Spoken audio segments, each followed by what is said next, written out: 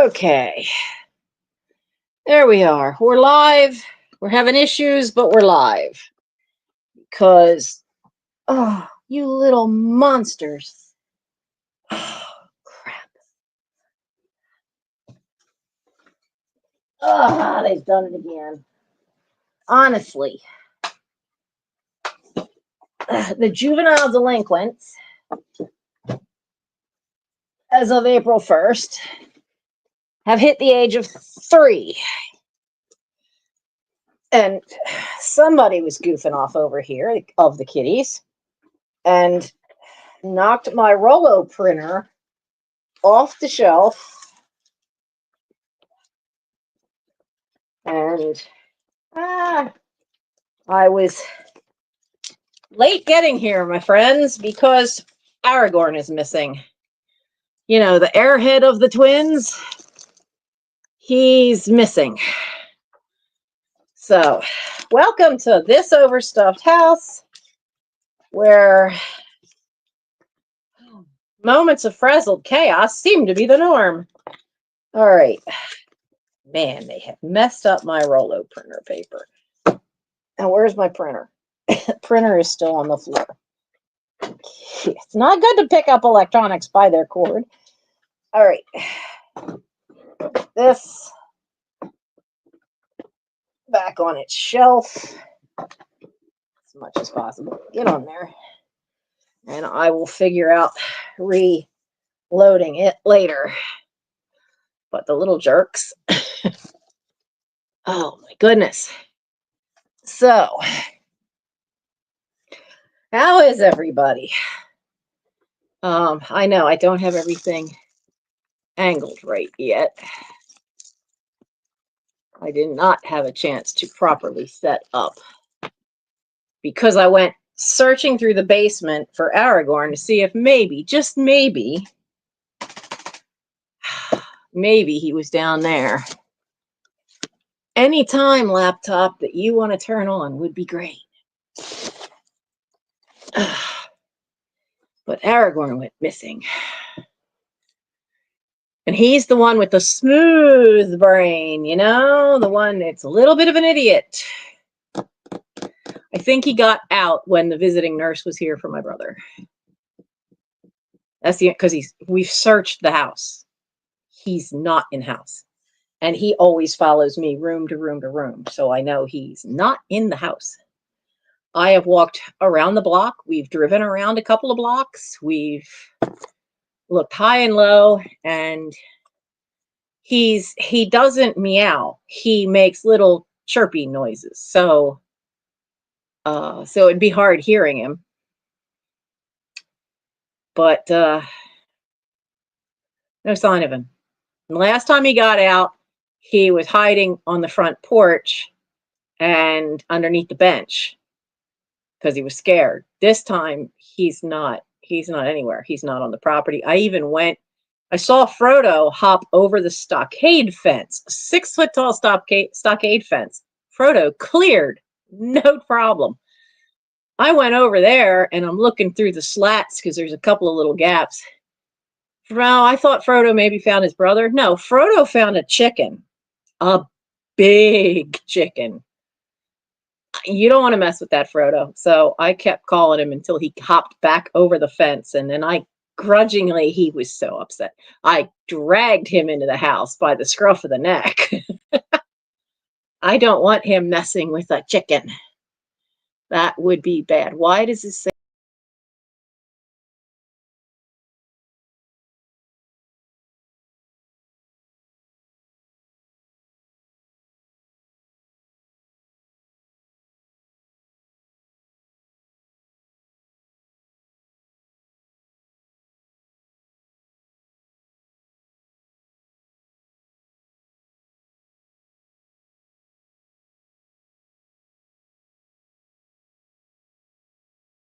Am I back?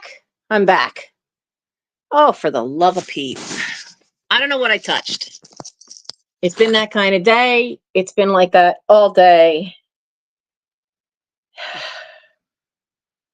I've been on overdrive all week. For some stupid reason, I can't see all the chat because there's a little thing on the phone that says share your referral link. I don't have a referral link, so I don't know what it's talking about. I tried to get rid of it, and suddenly it took my whole phone to a different screen. So I don't know if I blacked out. Look, it says, where'd you go? Yeah, that was me touching something. Nancy and technology. Not always a good mix. So, oh, man. All right, let me drink one of my last hot dark chocolate packets and take a sip of this. I went to a trivia thing with Mike to benefit Lafayette Council or Lafayette District in Boy Scouts here in PA, and they had a raffle for all these baskets, and one was for a French press, and it had hazelnut and vanilla syrup to put in your coffee. So I put a little bit of the hazelnut in here. Just to give it a try. Not bad. I actually prefer putting about, a shot's worth of almond milk in my dark chocolate, hot chocolate. But so let's see. Since we last saw each other, the local hospital where my cardiologist is was set to close, and then the county health services somehow bailed it out for a little bit. Now they're saying if they don't get more money, they're going to close in the next 3 days. So tomorrow, that came out yesterday, and I just had no time to deal with it yesterday. So I have to call my cardiologist now and find out where he's going to land, because I haven't had that heart test, because now they said they'd be open for another month, and no, they aren't going to make it to the end of April. So there's the first fun go round. And then my brother had to go into the hospital for a couple days. He's home now.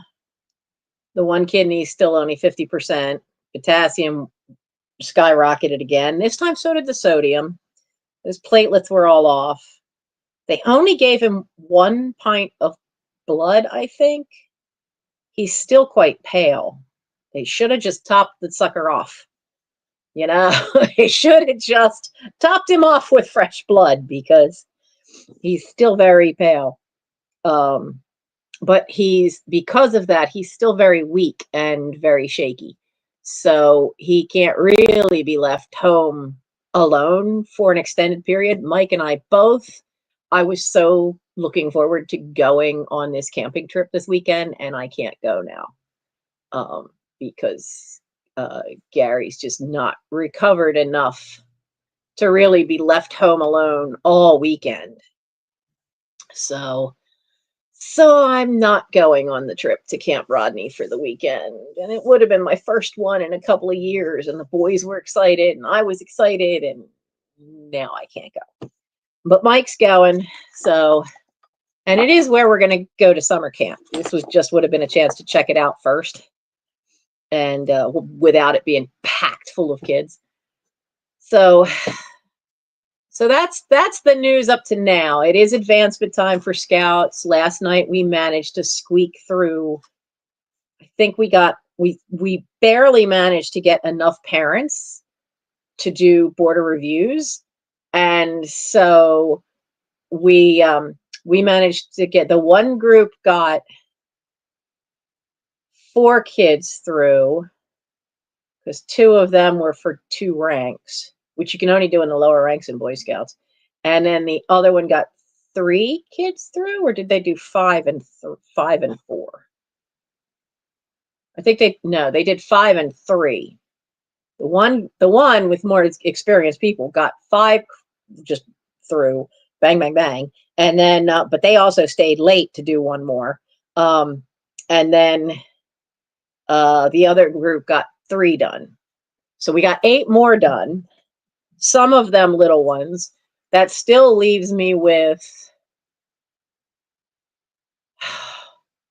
Out of the 14 that were the teenagers, that still leaves me with 9 more.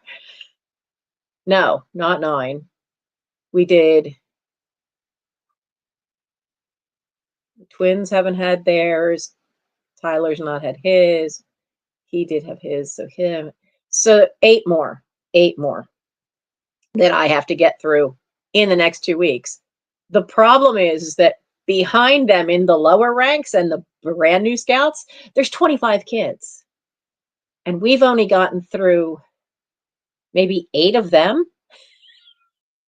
So even though next week's spring break, we're going to be trying to have for whoever is around, because some of these people, they go down the shore and they open up the shore house. Others just go on vacation to see grandma and grandpa during spring break. So whoever is around that's ready for a border review, we're going to be doing them. Even though it's spring break, we don't usually, they always say, oh, we can't do it during spring break. Well, we have a meeting anyway. So whoever's here, we'll just do them if they're ready, if they have all their requirements in.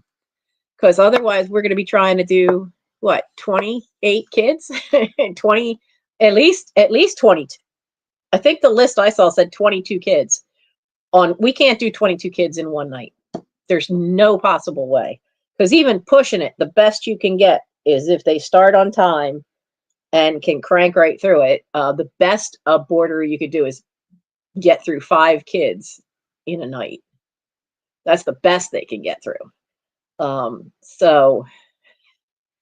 man, we're having a hard time getting parents. So, my nose is running. Oh my goodness. Oh, good. There's the laptop finally woke up. Well, sort of. Not all the way yet. So, oh, that's all right, Nora. You'll get to it when you get to it.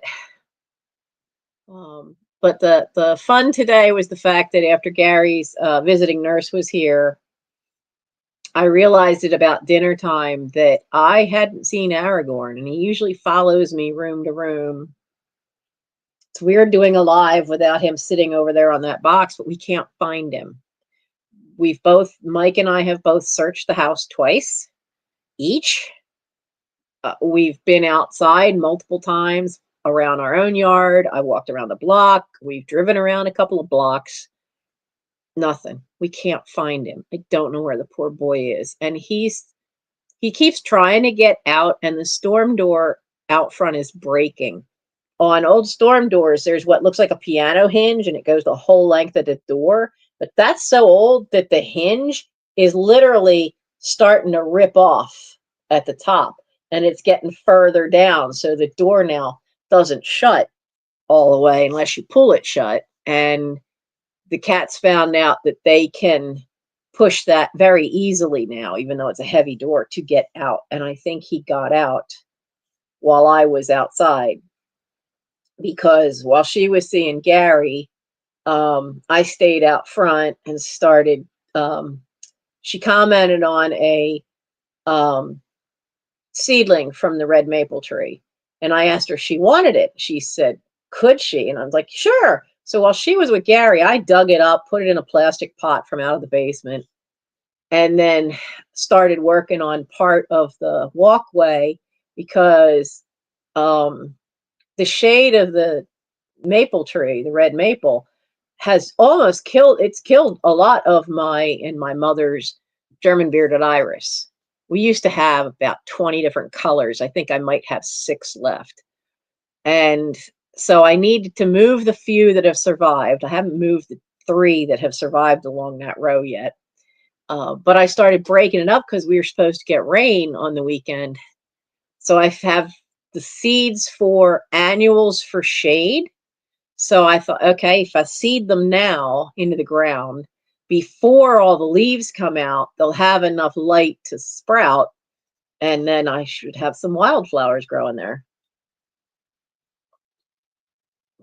I was only able to do probably a 3-foot by 2-foot rectangle, but it's a start.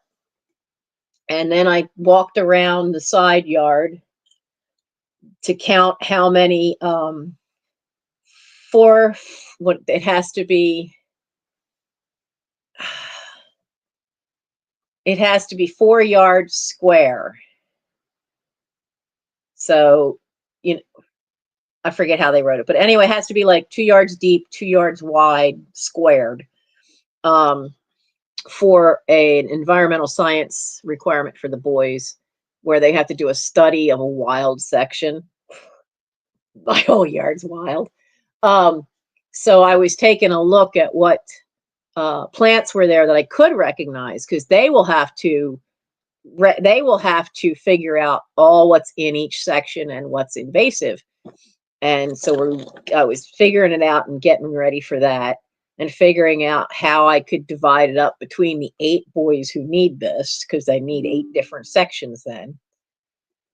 And so I was partway into the backyard, and I came out. So it is possible that Aragorn, got out the front door on me then. That means he's been out since about 2 this afternoon, and I can't find him anywhere. And with it being him, the one with the smooth brain, I'm a little worried.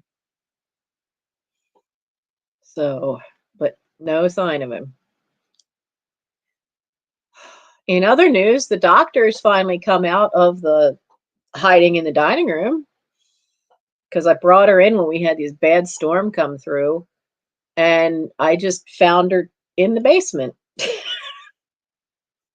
So she's hiding down there now, which is not a good place to hide, because that's where they like to play.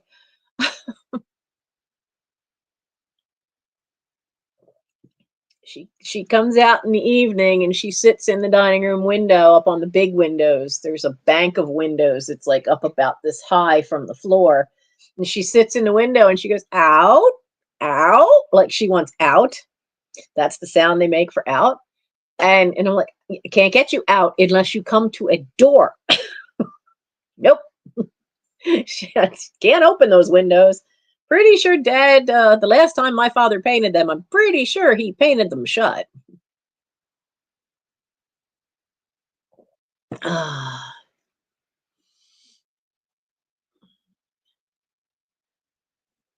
Yeah, I just wasn't able to do a live last week. I just couldn't, and I also wasn't feeling great last week. So the only thing I'm feeling this week is tonight. I am very tired. It's been a long day. I've been up since. Usually, I get a chance to take a nap before these. I'll get it. I'll carve out an hour where I could take a nap, but I tried, but I couldn't take one. I couldn't, because I was just too keyed up over where is my baby boy. Because usually he's the one that likes to sleep with me and cries outside the door if he can't. He's the little coward, so him being outside by himself is not a good thing.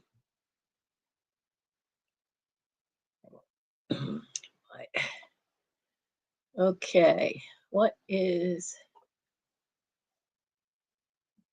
the heck? That is not my, there it is.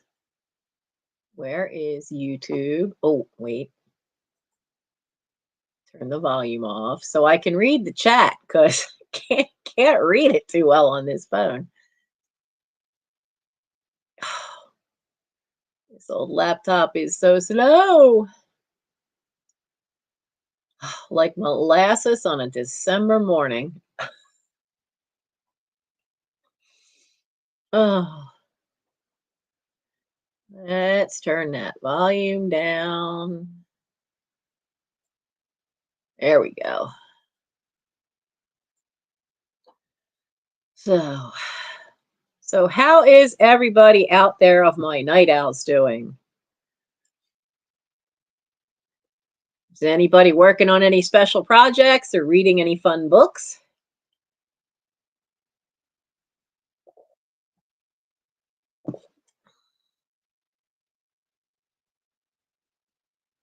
Wow, busy night tonight.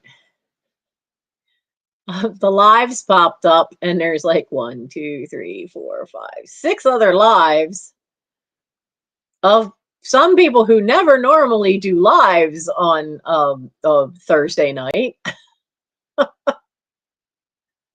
So let's go to give me my channel.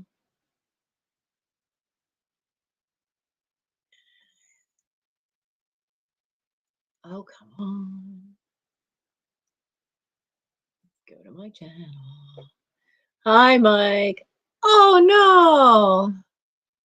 Oh, it's always so hard when you have to put a baby down, you know, when you have to put one of your little puffy kitties. I'm sorry to hear that, Mike. I've had an older cat.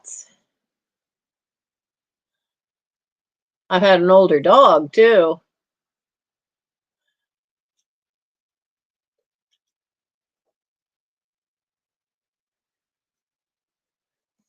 And older animals just don't get adopted, sadly. Yet anymore, families don't just take the pet from an elderly relative that might have passed away.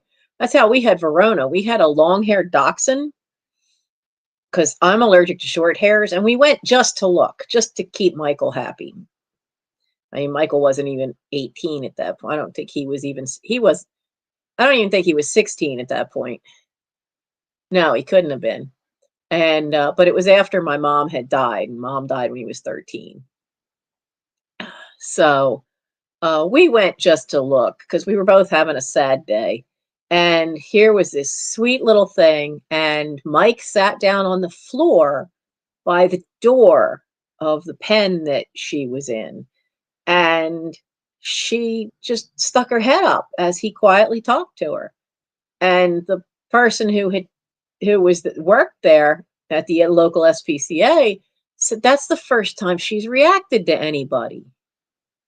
And then she got up and came over and sat down next to him on the other side of the bars. And they just all kind of held their breath going, we can't believe she hasn't reacted to anybody. So we ended up said, can we take her out? He asked if we could take her outside for, just to see how she does on a leash walking around. Well, she was so happy, and she's wagging her tail, and she comes out and she pees, and then she goes to Mike's feet and looks up and just keeps wagging her tail. And he says, what does she want? I said, I think she wants you to pick her up. So as soon as he did, she just looked up, and I showed him how to hold her, and you put one arm here so her legs and her body are on the one arm, and just put this one so she don't squirm away. So you've got it like this. And she just looked up at him, licked him on the chin, put her head down, went to sleep. And I went, oh, crap, I think we have a dog. So I'm thinking, because I'm looking at the prices of the puppies, and they're charging like $500 for the puppies. So I'm thinking, I doubt we can afford this, but I'll ask. And I said to them, I'm like, I saw the prices of the other dogs, and I really doubt I can afford this. But how much would it be to adopt Verona?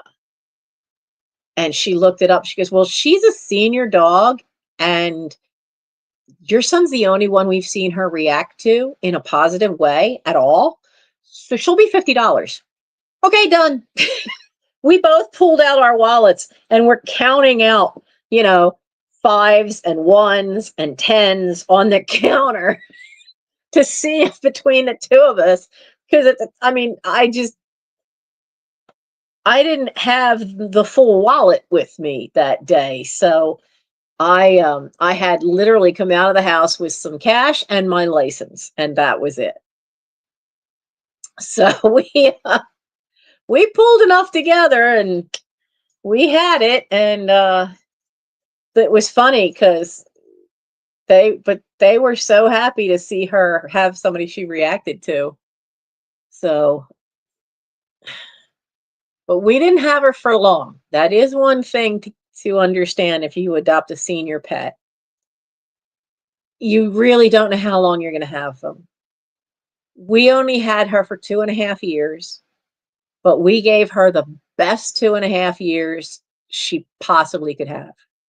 Her favorite place to sleep, because she couldn't get up and down the stairs, um, but because she was small, she was a mini long-haired dachshund, so she only was. I think we measured her once, and I think she only was 14 inches long from the tip of that nose to her butt. And so she would sleep. He had this child-sized beanbag, and she would just kind of jump and throw herself into it. And that's where she would sleep. She loved that thing. So he would made a point of always leaving it where she could sleep in it. And but we did everything we could to spoil her, and but still, keep her healthy, and gave her the best life we could for the 2.5 years we had her. She was such a sweetheart. One of the best dogs I've ever had.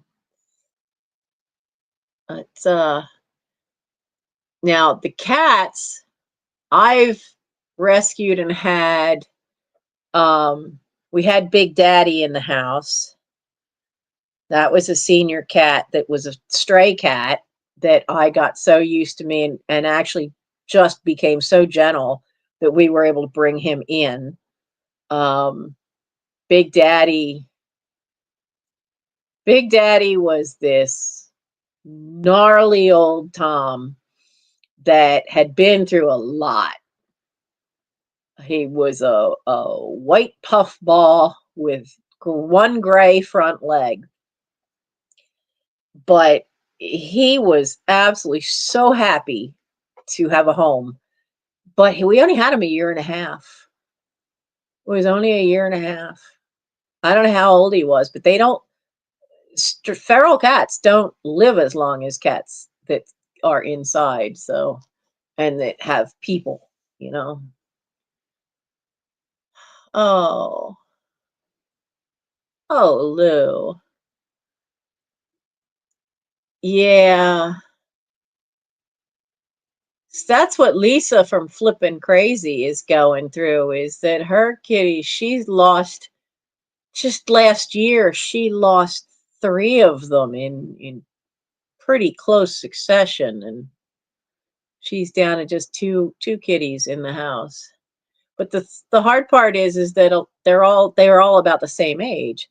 Um, I kind of wonder about that with the gang of five, because the doctor is now 18. The gang of five then they've just turned 3, and one, the airhead one, of course, has gotten himself lost. He must have gotten out of the house when I was in the yard. Um, but we can't find him. But doctor's 18. So I don't know, she seems in good health other than not liking the children, likes children. Um, but I don't know how long I'll have her. And then with the 5, because they're all the same age, you never know. You could end up losing them pretty close together. And it is rough because they are family, and there are fur babies. Still though, they, they know they were loved. We do the best we can.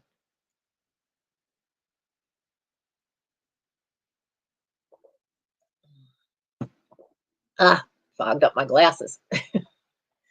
So Lou, I'm so sorry. So what is... Oh, Nora. Phil, your father-in-law? I'm sorry to hear that.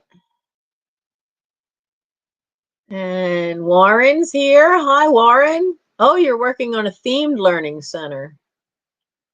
Writing and math word problems. Linda, dear, you're as usual. You're falling asleep.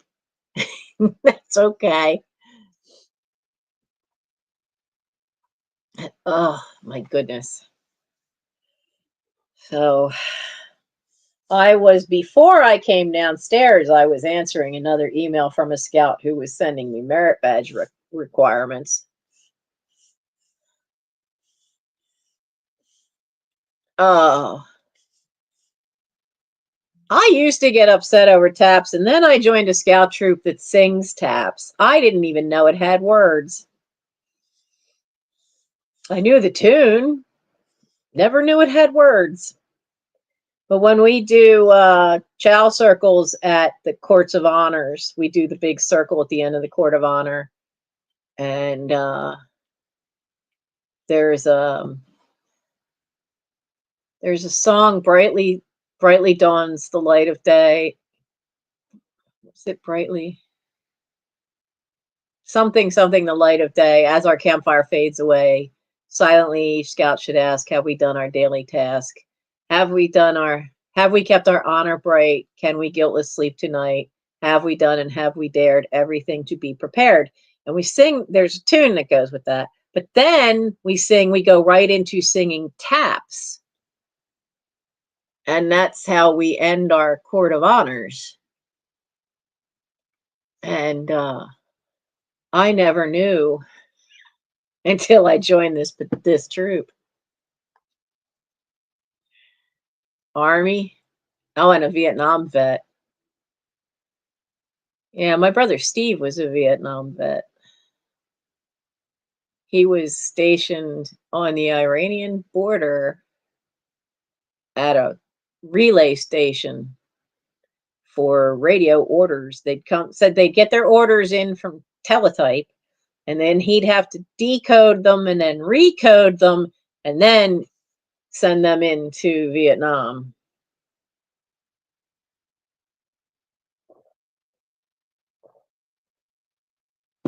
And my family has a long military history. I tried for Navy, couldn't get it, but that's okay because they probably saved my life. They found the heart problem. So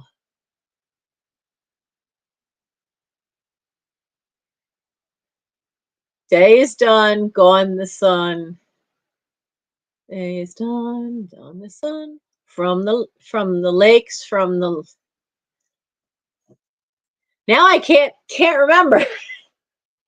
Lakes, from the lakes, from the sky, from the shore. All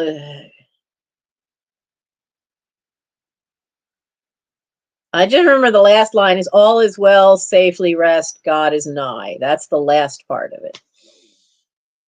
But my dad was Navy World War II vet, though he never saw action over there. He was on the doctor. Is that you? You want to go out?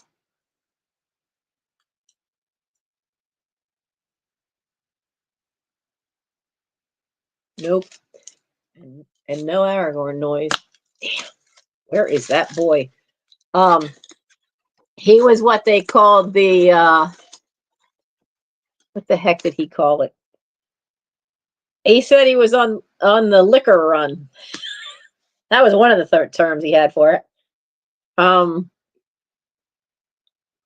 They went from Boston's to New Orleans. They also called it the bar run, the bar hop. Boston, New Orleans. Because they were patrolling the Jersey shoreline, the East Coast shoreline for submarines. And they thought they had found one once. And I know I've told this story before, so some of you may remember it. But they thought they had found one and hit one once because they set out depth charges, but nothing ever floated to the top, which is really the only way you can verify that you actually downed a sub and take credit for it. So it wasn't until, I don't think they found it until right after he died, that they did find one. And they found a German submarine off the Jersey shore in the 90s. And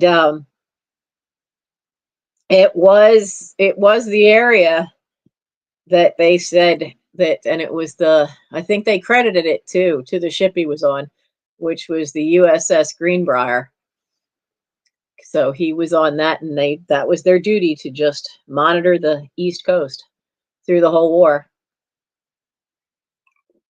His father was in World War One.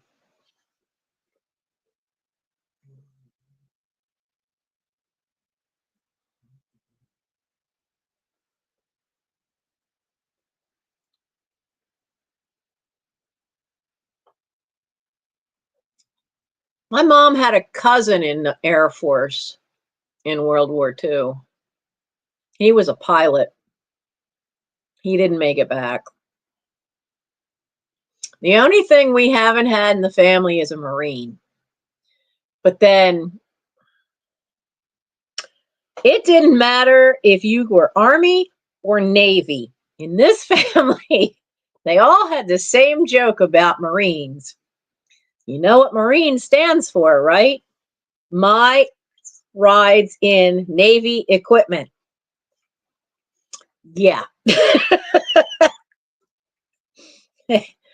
My dad was a great one to always needle anybody that was a Marine, just to be a smart aleck. I mean, he's not wrong, but there have been Marines on Navy ships since the time of wooden sailing vessels. It's a British thing. It kind of started there, and we kind of adopted it.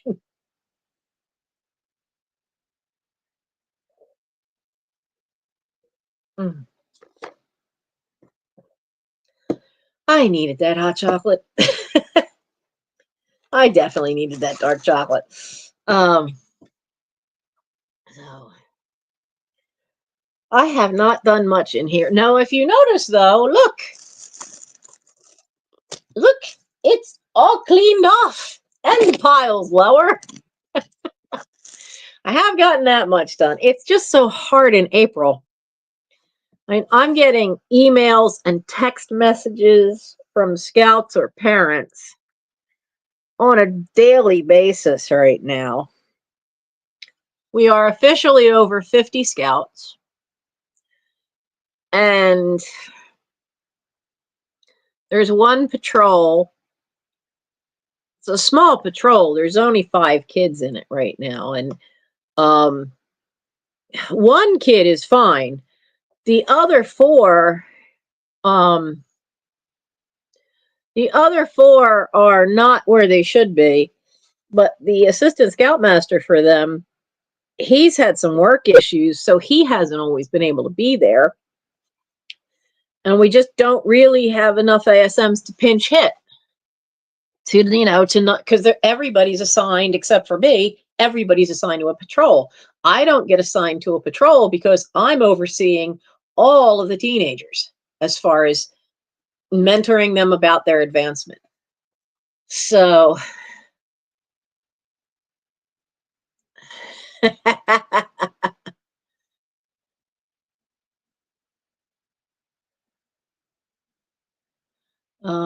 undercover stupid spell check. Oh yeah, spell check is a spell check can be a real problem. I have trouble with spell check over some of the kids' names, and some of the moms' names, for my scout troop.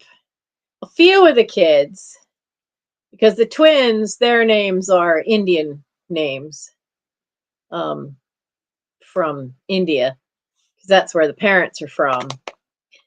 But it doesn't like any of the first names for the Chinese moms. It does not like it. It keeps trying to change Meng to Ming. It's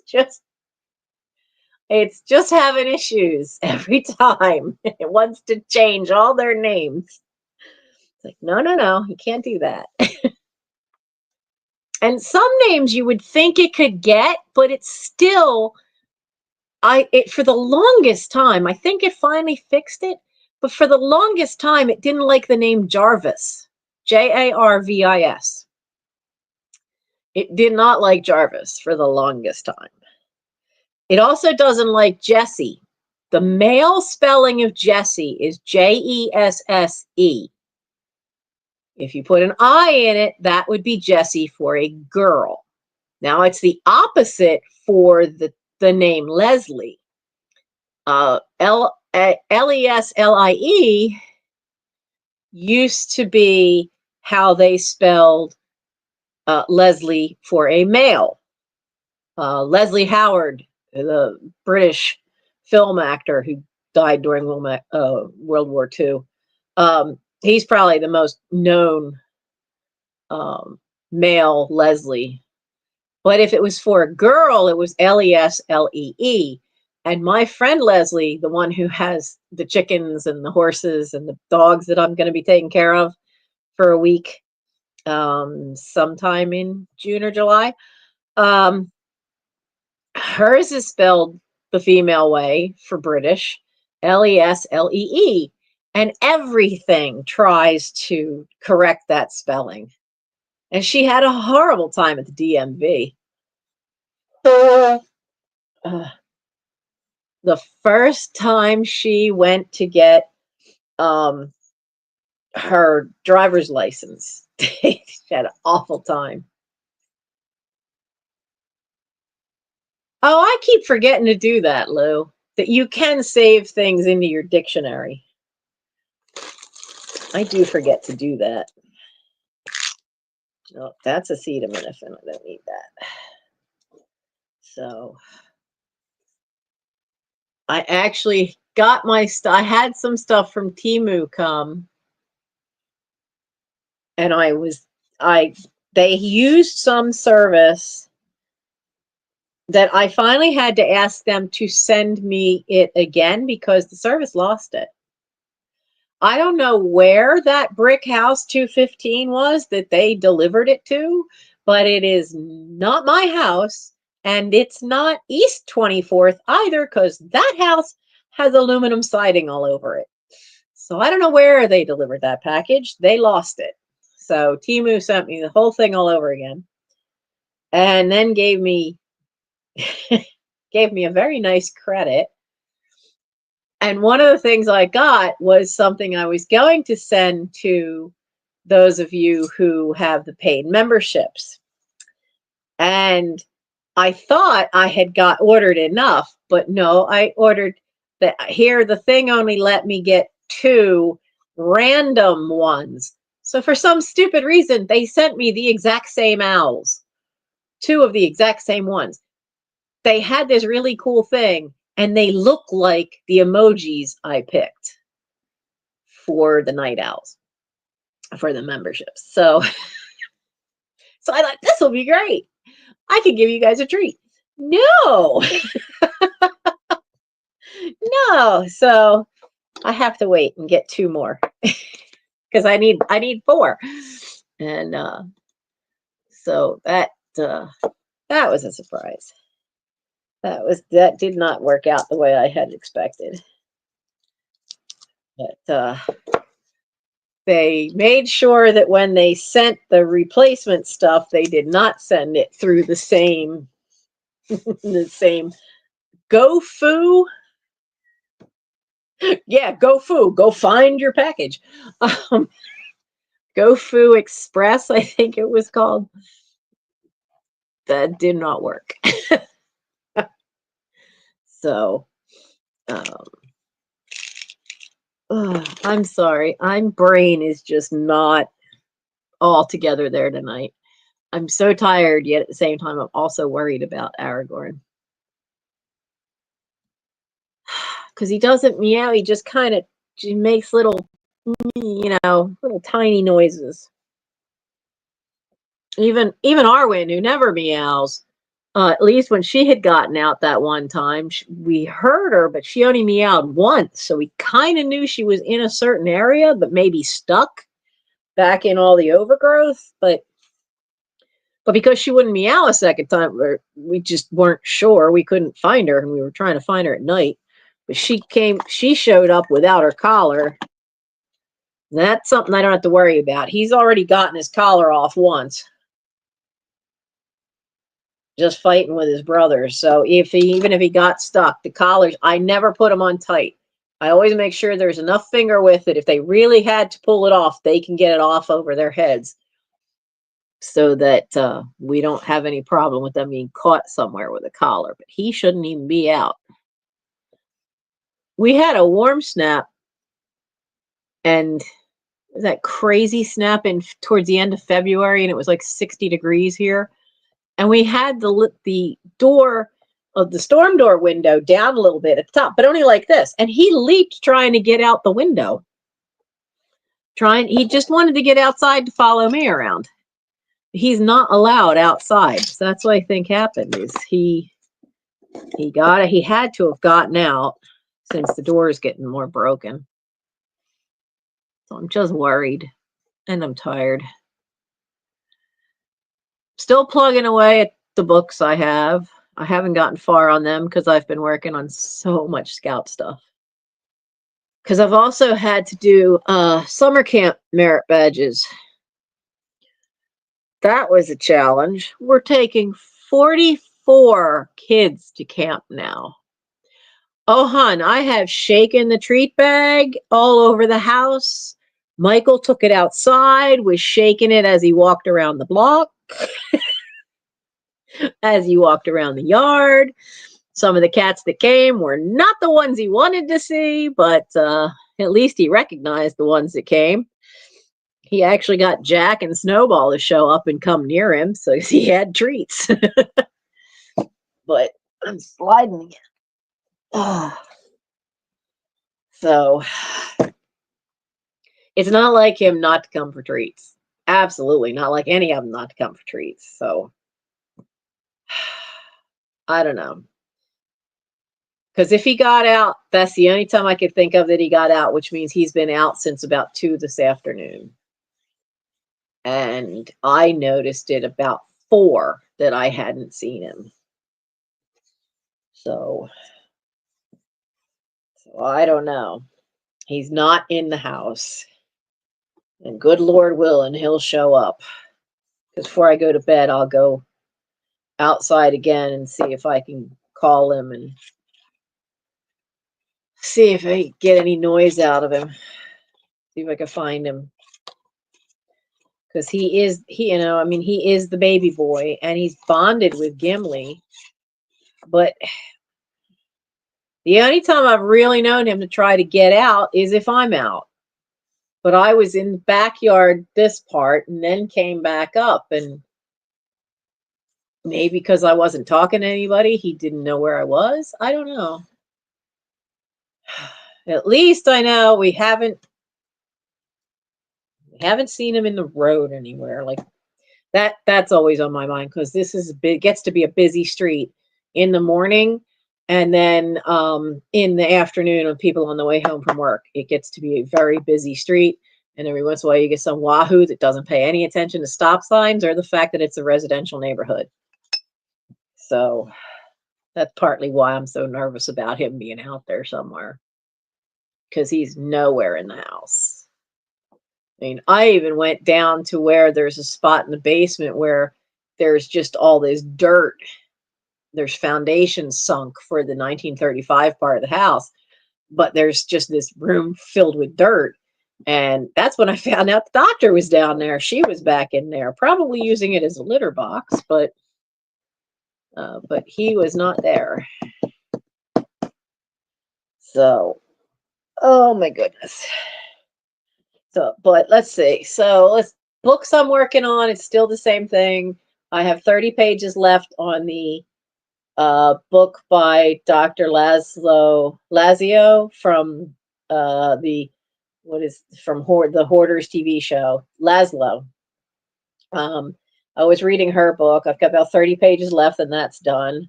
Then I could finally read The Immortals, which is from the same author of the Celestial Kingdom books, because I hadn't started that one yet.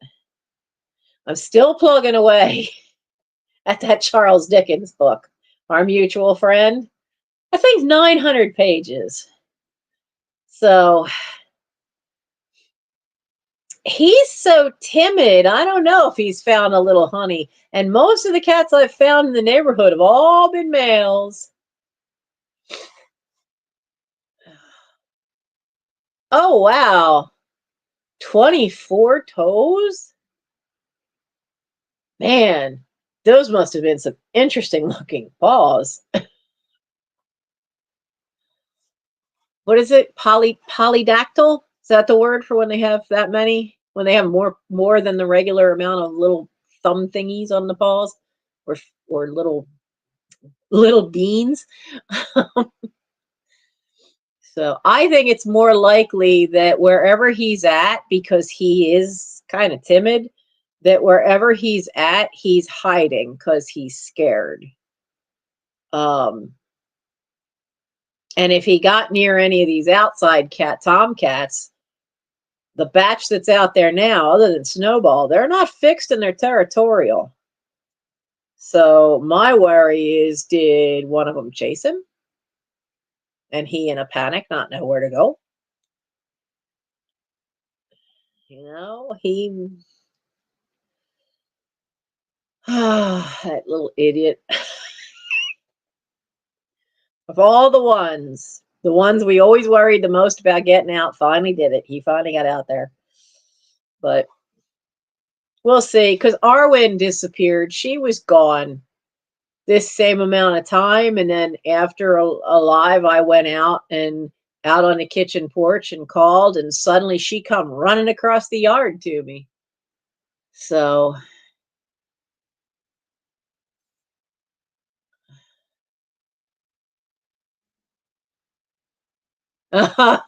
she got out and got herself pregnant. Yeah, that's why I get all the cats fixed. Because all it takes is getting outside one time. And then, kittens. This isn't bad this year. I really have not seen very many cats. There's a gray tabby, but I've gotten close to the gray tabby. It's a bit smaller than all the males. So I think it's a female of probably a year and a half to 2 years old. So keep an eye on that one. Because they aren't growling at that one the same way they do other males. So hopefully that's not a female, but that's all I've seen. I've only seen, we've got Percy, One-Eyed Jack, Snowball, who's always around, and then this gray tabby. That's it. That's all I've had in the neighborhood. And the gray tabby's only been around. Gray tabby started showing up in February. So, no, not him. He doesn't have the launch capability for the roof. Only Frodo can get on the roof. Frodo's a ninja kitty. Frodo has incredibly long legs. His legs, he's very much body-wise built like a Siamese, very long-legged. And he can leap. He launched himself over. He did not. I watched him do it. The 6-foot tall stockade fence on the neighbor catty corner to us. He literally just, something was on the other side, and he kept looking through the slats, and all of a sudden he launched himself up. His front feet didn't touch the top of the thing, just his back feet, and then he pushed and went right on down. And then I called him and finally got him to come hop back over as I was walking through the neighbor's yard to go get him. And then, so I'm looking through the fence to see what he went after to see, hoping it was Aragorn. And no, it's a chicken. It's a chicken that had been in a yard behind me. Was that just Tuesday? That was Tuesday. And I walked around, and I know who has the chickens, and I knocked on their door and got to meet her. And here 3 of the chickens had got out, and this big orange one, it's a female, had gotten out, and they figured, well, when it gets to dusk, maybe it'll come back out of the house behind us. It's not, apparently not. Now it's in the yard next to the house behind us. And with that big stockade fence, it probably went over where the chain link fence was because that was shorter. But now it's stuck because other than that, on that one side, it's stockade fence all the rest of the way around. And so I'll have to walk over there tomorrow and knock on her door and say, well, I found it again. She's afraid that with all the cats in the area, she's like, I don't know if a tomcat would try to take out the chicken or not. But chickens are like mini velociraptors. You don't mess with those claws. I don't think there's a cat. First off, a cat sees that big of a bird. When Gimli saw it, he didn't want to go anywhere near it. He was curious, but he wasn't going to get close. Frodo hopped over the fence. I don't know how close he got, but he sure came back as soon as he heard me coming. Oh, oh, Mike, that's a hard job. I've done that though. I've done that before. Um, I mean, all through my teenage years, my 20s and my 30s, you'd find cats, squirrels, occasionally garter snakes, flattened on the side of the road here, raccoons or a possum. It always seemed like they'd call up my mother or me to come get it, clean it up off the road. So we had possums for a while. My brother Roy tried to raise them, but they were too young. There was a possum hid out front. They were still in the pouch. They were too young to be out from mom. None of them made it. We were trying to feed them. They were only like that long, and we're trying to feed them with a eyedropper. They didn't even have any fur. They just were too little. So, but yeah, I've had to do that, the cleanup crew. Haven't had to do it though in I'd say the last 20 years now, because that's when I started that's when I started seeing to it about feeding any strays that came into the yard, and then would get them used to being handled. And for a while there was able to get them to somebody who could fully foster them in a house, and then evaluate them for adopting them. Yes, this is live, Simo. But we've had fewer and fewer cats because I turned out I wasn't the only one doing it. There was a lady on the street that way who was also getting them neutered, and then I was getting them neutered, and then there was the the one up that way on the street behind me, and then the one on the corner on the street behind me on this end. She's still around. She doesn't get them fixed. She just feeds them. So it's definitely helped. It's definitely helped. I mean, this area used to be crawling with feral cats, and now there's not so many, and there seems to be fewer each year, which is a good thing because they don't live as long. And you really don't want the cats to ever get stuck messing around with the raccoon. I mean, this area has raccoons. They're no, they're not. But we have, in spite of it being the edge of a city, I mean, I have raccoons and possums, and the groundhog hasn't made his appearance yet.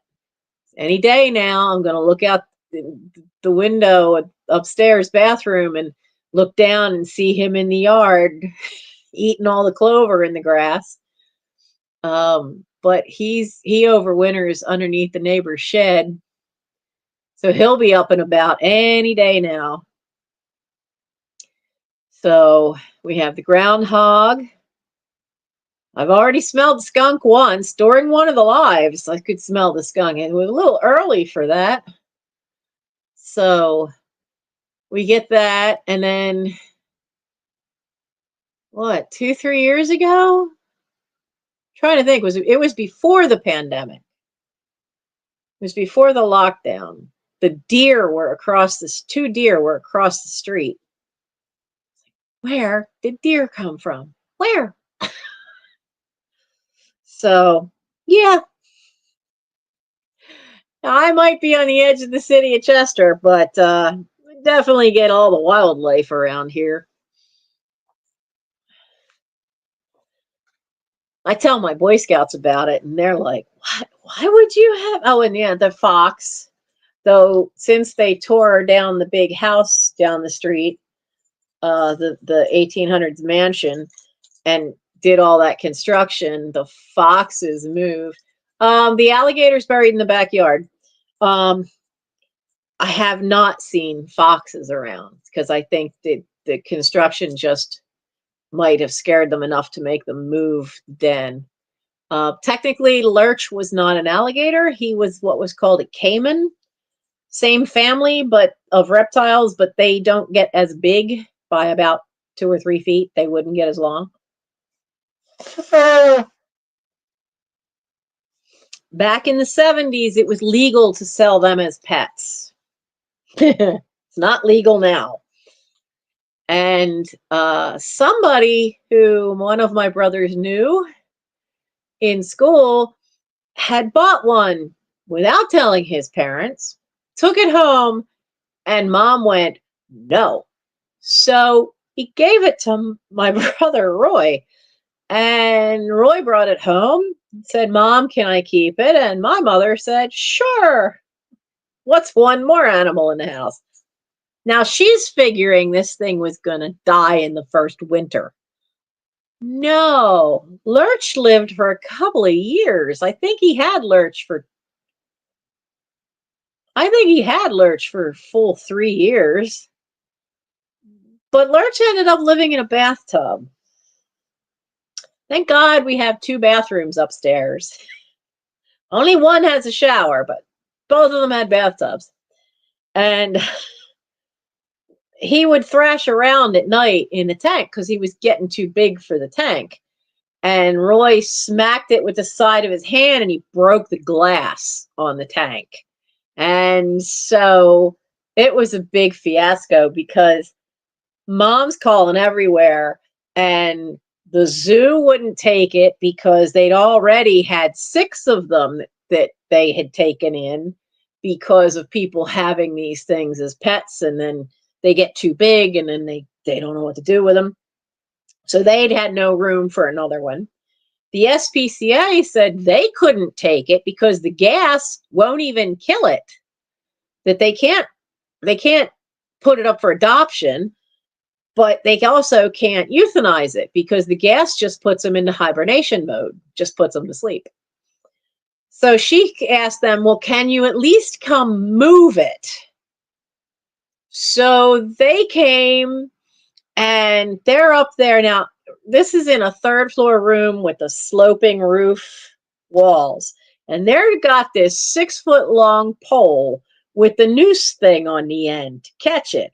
And they're trying to jam this pole around to catch this thing around the neck and another one around the tail so that 2 guys, so they can move it. They get it down into the bathtub in the bathroom, and they found some old screens from the house because this house used to have the kind you had to hook over some little thing in the window and had to reset them every year. So they put those over top and weighed them down with some bricks. And then eventually we got some stones in there so we could get up out of the water. That thing ate better than we did. Roy would buy steak for it, fresh goldfish. When he died, he was, I believe when he died, he was 46 inches long.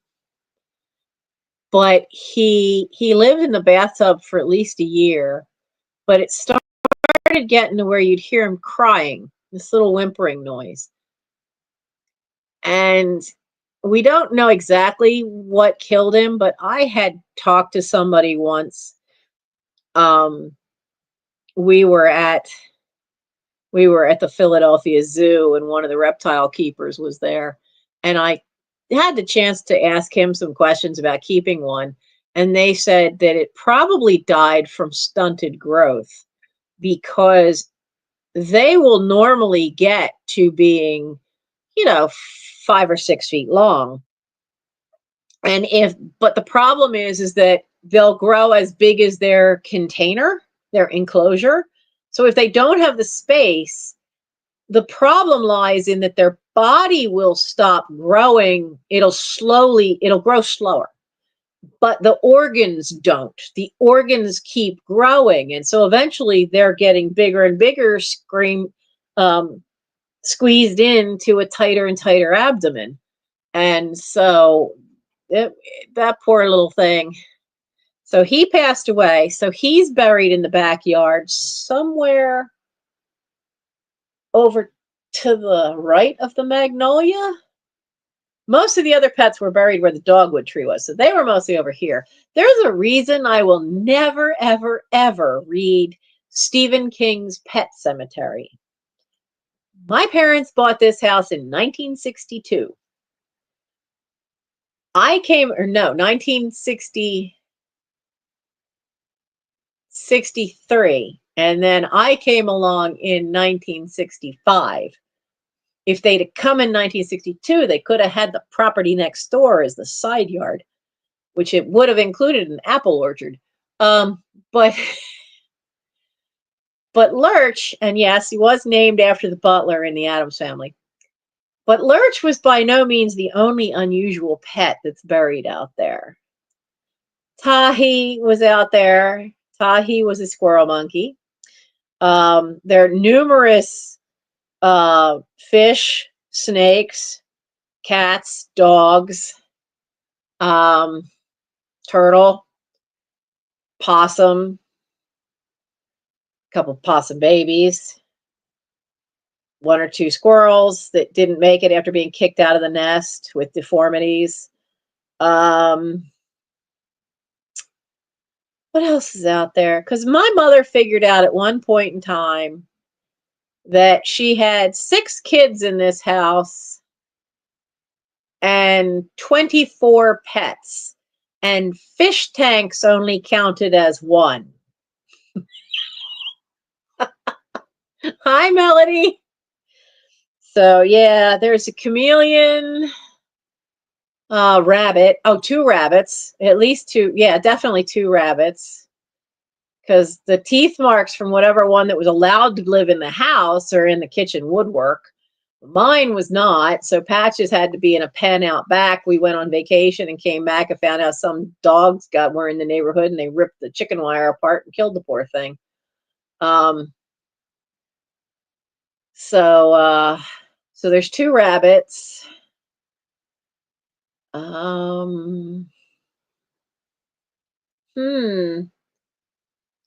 Yeah, I think that's it. I mean, the oddball critters are Lurch and Tahi, which was a squirrel monkey, a turtle, the 2 rabbits. Everything else would be cats, dogs, maybe some chameleons, and fish. Yeah. I know there's a robin buried out there that storm took the nest down, and it had a broken wing. And it didn't recover from that. The blue jay that had been knocked out of a nest. I've had 2 blue jays I was able to nurse till all their feathers came in, and they took off when they were big enough. So yeah, lots of critters out there. I just lost all my pillows. Come here, you. There. So I will never, ever, never want to read Stephen King's Pet Cemetery. Not a chance. There's no way. Once they told me they all come to life, I went, nope, don't want to know. Absolutely don't want to know. That's not what I want to do. So right now we have the doctor and the gang of 5. That's enough. That is more than enough pets for me.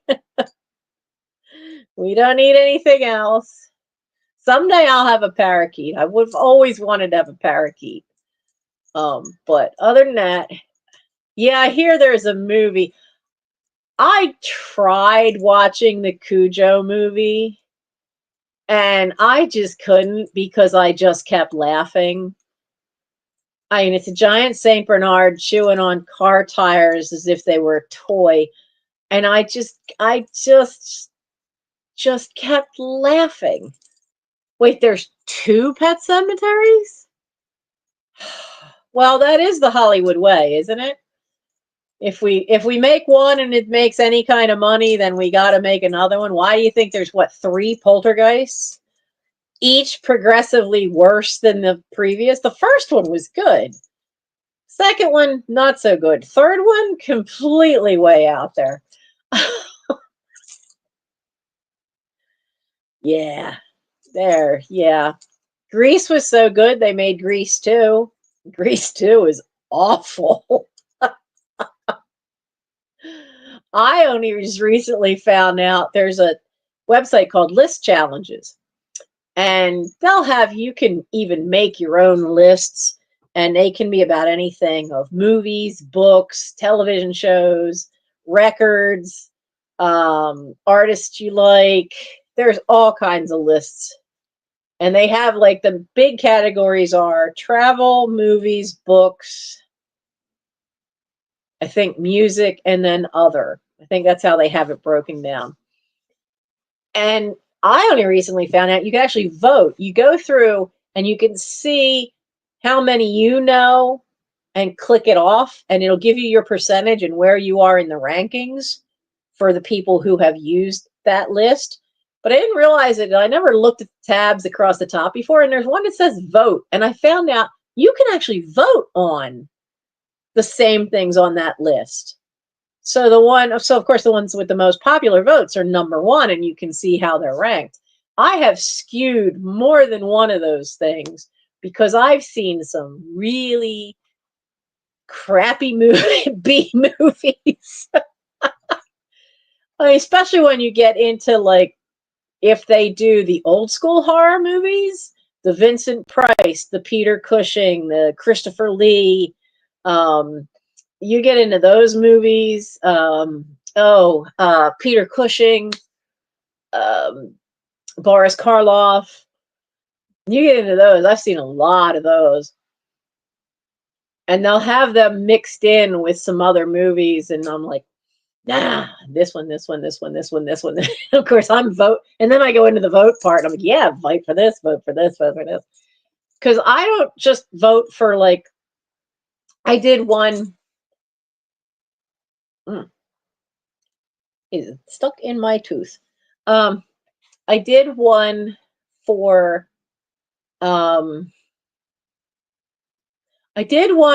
animated movies, and it wasn't animated kids movies. It was animated adult, what they consider animated adult movies. So it had things like the old heavy metal. It had Warlocks. It had Yellow Submarine. Fritz the Cat.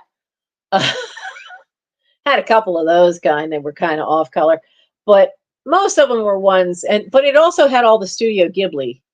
The Studio Ghibli movies were all on the list. And Damon? You mean Damien? Yeah, Damien was the Omen. I remember seeing the first one, and then there's a couple of those.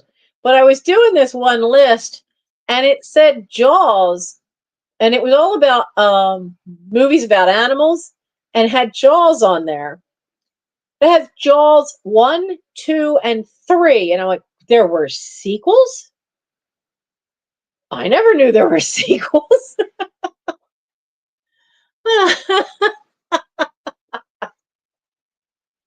My brother Steve, my oldest brother, got into trouble with a cop when Fritz the Cat came out. I don't know where we were. He was supposed to be babysitting me, And I was, I don't know, 5, 6 years old. And he took me in the car with them. It was him and Sue, who eventually became my sister-in-law. And I don't know who was in the back seat, but it was friends of his. And instead of being at the drive-in movie theater, we were in a parking lot that oversaw the screen of the movie theater. And we were watching Fritz the Cat. It is definitely not an animated movie for children. So, of course, a cop rolls up and they're checking all the cars and chasing them, the ones who think they're going to sit there and watch the movie for free, even though you can't hear anything. And then he's shining the flashlight in the car and sees me sitting on Sue's lap. And all I remember, I do remember bits and pieces of the movie. I didn't know much about the movie. I watched it again for the first time in my 40s. Once you had things like, once you had things like YouTube and the internet, and then I finally found it on the internet somewhere where I could actually watch the thing. And I was so surprised because I had no idea. I didn't really remember too much about it because I was too little. But I was freaking out because the police officer made him get out of the car and stood him in front of the car where we could see him in the headlights. And he chewed my brother out about having a kid in the car for that kind of movie. And I was getting upset because I was scared because here's a police officer shouting at my brother and, pointing in his face. I remember that vividly. And I had asked him about that once. He says, yeah, that's exactly what happened. But it was kind of cool to be able to see some of those. And you can save things for a list. So like there's a lot of things I've seen where I'm like, hey, that looks interesting. And the nice part of the movie ones, if you hit the little I for it pops up more information. It gives you a little thing about a little blurb about the plot of the movie. It doesn't tell you who the actors were or the director, but it will tell you who were the studio and what year it came out. And of course, you got the title. So you can actually save them to go back in later to go find, write down the list so you could go see if you could find it on one of the streaming services. So it's an interesting site, listchallenges.com. It's an interesting way to like see how well read you are. I accidentally found one. I was waiting for one of the visiting, I think the physical therapist when he was here for an evaluation on my brother. I was waiting for him to be done, so I was sitting there doing a list challenge. And I had forgotten to set it to my unused lists. So up popped this list of 1,000 titles, and I'm clicking through it, and I realized some of this stuff is already marked off, but I'm adding to it. So I don't know how long ago I did that list, but out of 1,000 books, I had read. I had when I started, it said I had read 499 of the 1,000. When I finished it again, now it said I had read 528 of the 1,000. So I'd added quite a few since whenever it was I did that list years ago. Oh man, I loved it. Oh, Mel Brooks. Oh, Men in Tights. Men in Tights is hysterical. I like that one too. I like Men in Tights. I saw his first movie, The 12 Chairs. Hard to find, but pretty good. Slightly different from most of his others, but still just kind of wacky. That was his very first one. And To Be or Not to Be is really good, and you don't hear much about that one for Mel Brooks. Vincent Price, man, I I would have killed to have met him. But they didn't have things like Comic-Con back in his day. He was an awesome. His first movie is called The Bat. And you'd never know how young he was. He was only early 20s when he did that movie, but he comes across so polished in that movie. And he's not, I don't think he was the villain either, but you'd never know. He just kind of ageless, somehow an ageless quality to him. But I loved his stuff. I have the book his daughter wrote, but I haven't had a chance to read it yet. It's somewhere up in my room or in a box. I think it's in my room somewhere. Um, here in the Philadelphia area, if you did it right in the late 70s and early 80s, you could start in the morning on a Saturday and watch a science fiction movie and then switch to a different channel and you'd watch Dr. Shock, who was the local host, for a horror flick, usually one of those B movies, either Boris Karloff, Peter Cushing, because Peter Cushing was a lot of the British ones, or a Hammer film occasionally, though most of them were Dr. Shock did most of the black and white classy horror ones. Not so much some of the Hammer films, which were color. That would be the next one. Then you could go to a third one, and they would either have a B movie that was definitely color, cheesier science fiction movie, or one of the Hammer films, the horror flicks. So, Young Frankenstein is great.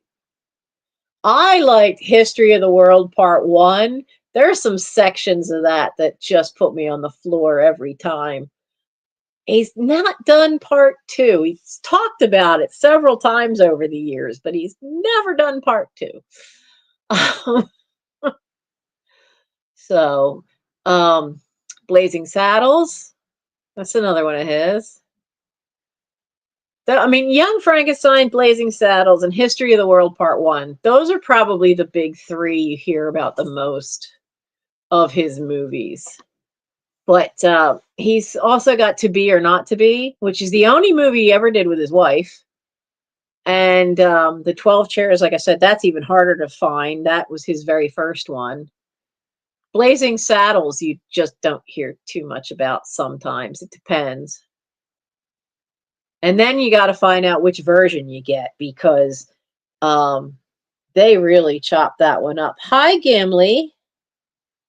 I don't know where your buddy is. Remember, we can't find him. He's not here either. What are you looking for? Oh, come here, big boy. Oh, this is a Gimli. Oh, yes. Well, your foot's stuck. What's the matter? You missing your brother? You two are usually sleeping together if you're not with me. Or when he's usually down here with me when I do my lives. This is our big boy. This is the big boy. This is Gimli. You are built solid, just like the dwarf you are named for. Yeah. Really? Tell me all about it. What do you want? What do you want? What? You don't go out at night. You know that. You're not allowed out at night. No. He's not in here. I don't know where Aragorn is. No. When I went to go walk around the block, Gimli rarely leaves the property unless he goes across the street to Dorothy's in the summertime because he likes to lay on the flagstone by her little fish pond. She's never seen him take any fish out. He's never even tried. I think he just likes the big flagstones because in the summer they get nice and warm because they're in the sunlight. What are you doing?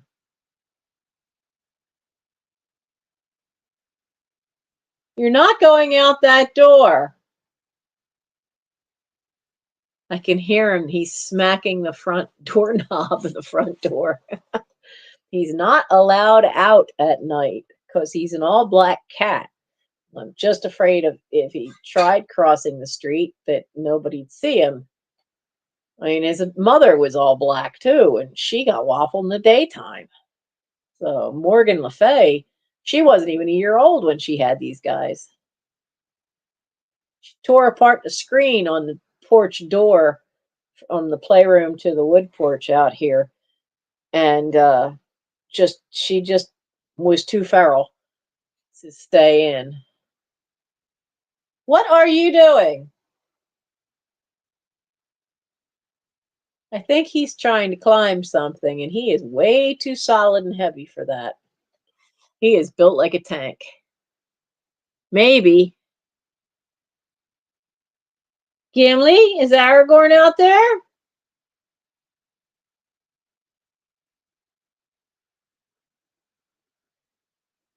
I think he might be up at the window. Give me a minute. Because he sounds like he's at the window at the door. Maybe we'll get lucky.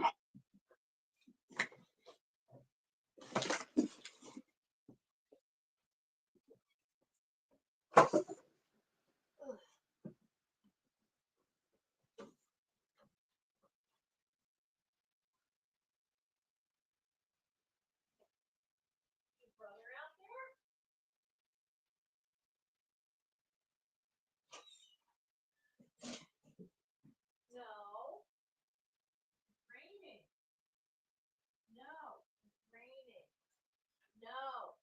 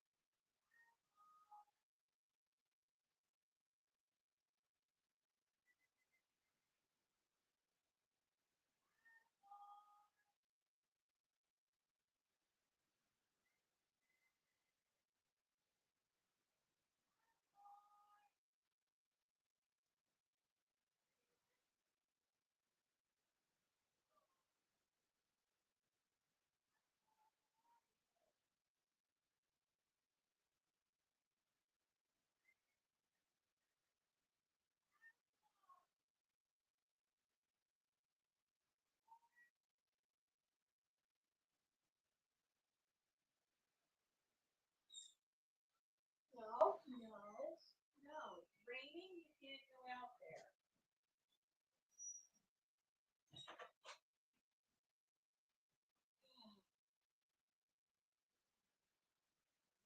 Nope.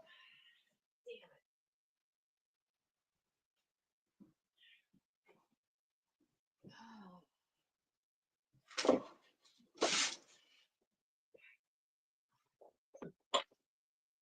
Whoopsie. I'll knock that over. Oh, darn it. No such luck. They know he must be outside because here both the black cats, Aragorn and Frodo, are at the window at the other end. And it started raining out there. So now it's raining. And I called and I whistled. Not a sound. Not a sound. And I'm really worried because if he was out there and Percy, I mean, I heard a cat, one of the males, making noises at another one earlier in the day. And that was Percy. And if Percy chased him, and I haven't seen Percy this afternoon either, then, I don't know, how far would he chase him away? I don't know. Because Percy knows who Gimli and Frodo are, because they're the Door Dashers, but he's not out there. And now it's raining.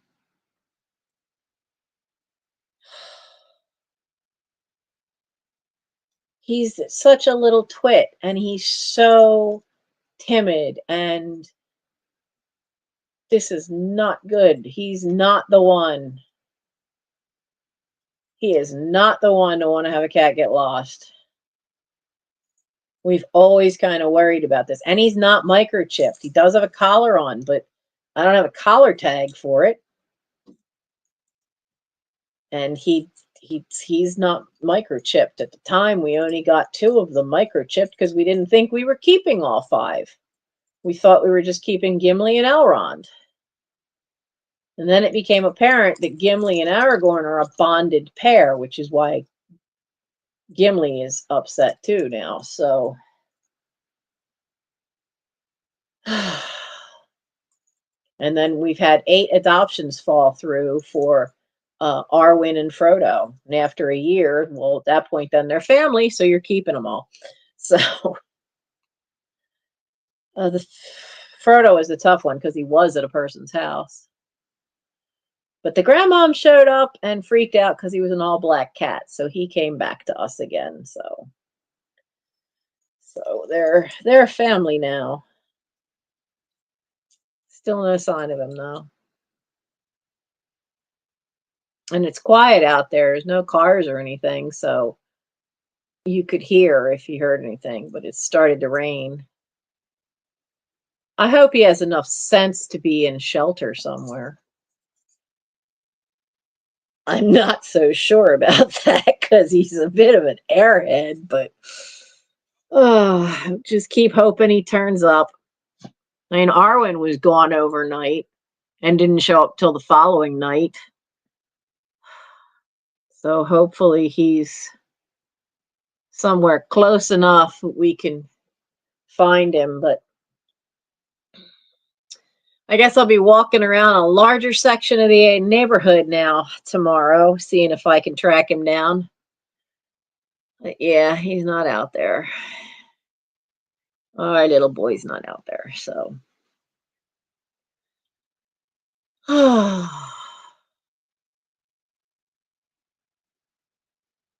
I keep hearing noises in the house, and I can tell Gary's awake. And he wakes up around midnight, and he turns his TV on, and I swear he turns the volume up at night because it's so loud. And my room is just down the hall. Sometimes it makes it hard to sleep.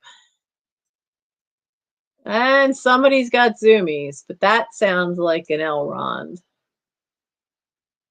They're playing with a crinkly toy upstairs. I can hear the toy. And it doesn't sound like Gimli is very heavy-footed. It's like hearing a horse come through the house. But Elrond usually gets up and plays. So yeah, it's midnight, so it's about to be time for some zoomies. Maybe not, though, since the other 2 went right back to that front window and are looking out the window again, so they're both looking for him. Why couldn't you look for him and keep him when you were out there? Because Gimli was out front with me when I was working on the yard. So, oh well. I see I'm not going to sleep well tonight. So I'm going to go and get myself another.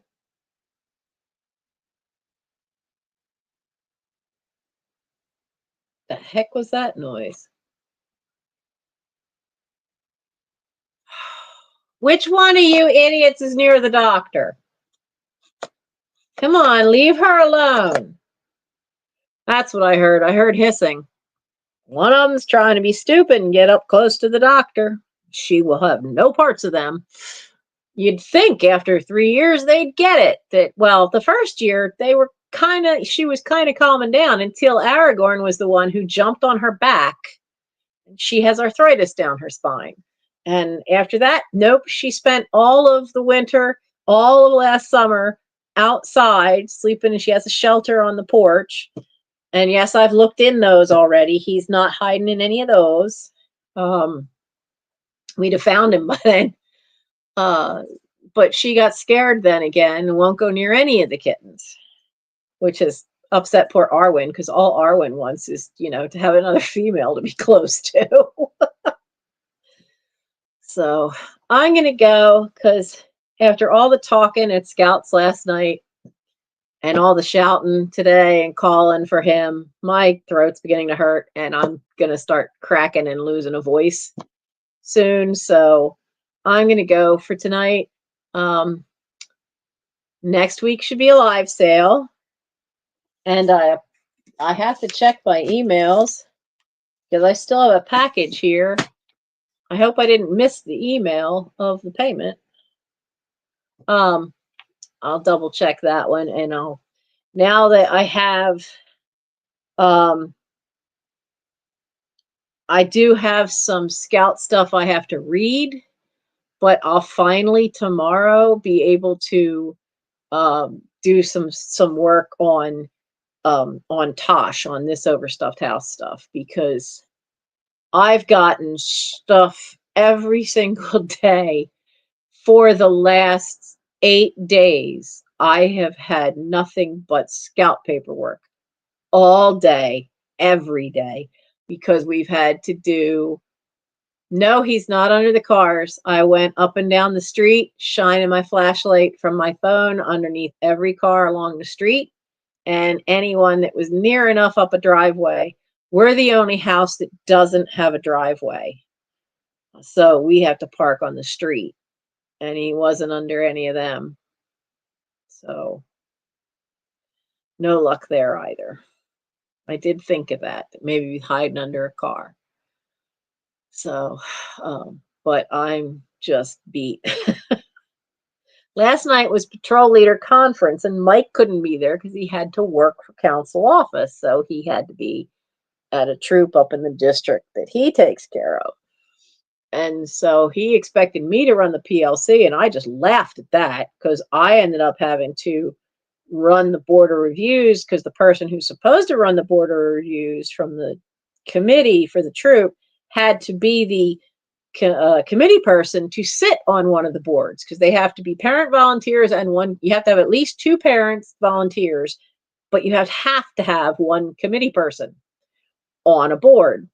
So we were, by the skin of our teeth, able to convince a couple parents to stick around, but that meant that I had to be the one making sure all the paperwork was right for the next one to come in. Meanwhile, I have kids coming to me with merit badge requirement fulfilled, stuff they needed to discuss with me about merit badges.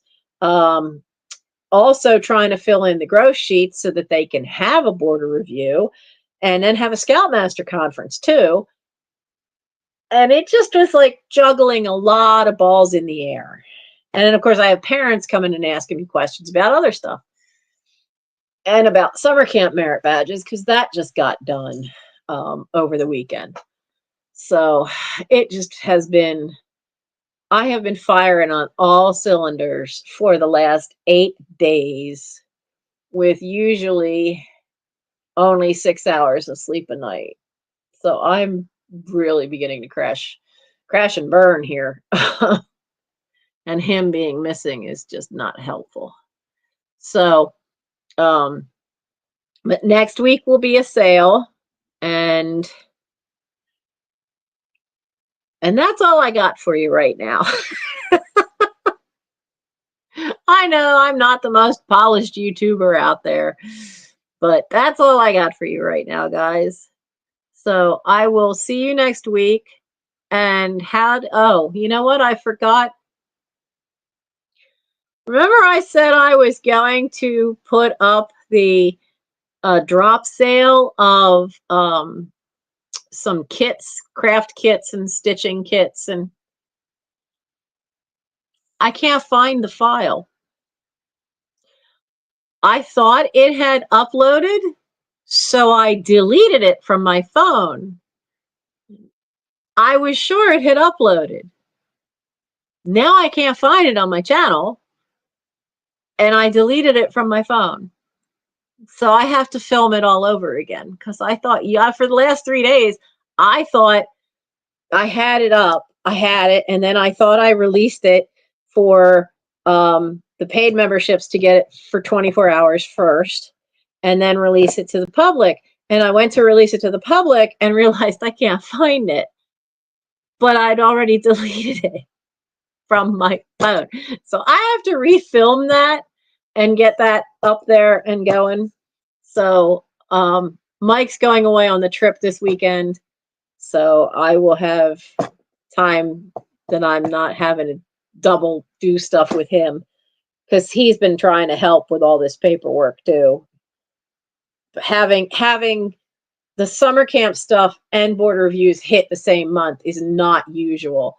So he's been trying to help with all this paperwork and get some of that done. But yeah, my brain is so fried. So the watch for the drop sale. I'll get it refilmed while they're away and have it out for the general public. For the rest of the viewers, it'll either be on Sunday or Monday. I'm hoping Sunday, because I'm hoping to refilm it tomorrow and immediately upload it for the paid memberships for the night owls. So watch for that. And next week will be another sale. And I'll probably start it at 10 o'clock on a Thursday night. I won't have a chance to do it on Sunday like I sometimes do, because I have an online training session for a scout certification that I have to do Sunday night. So I won't be able to, by the time that's done, it starts at 7.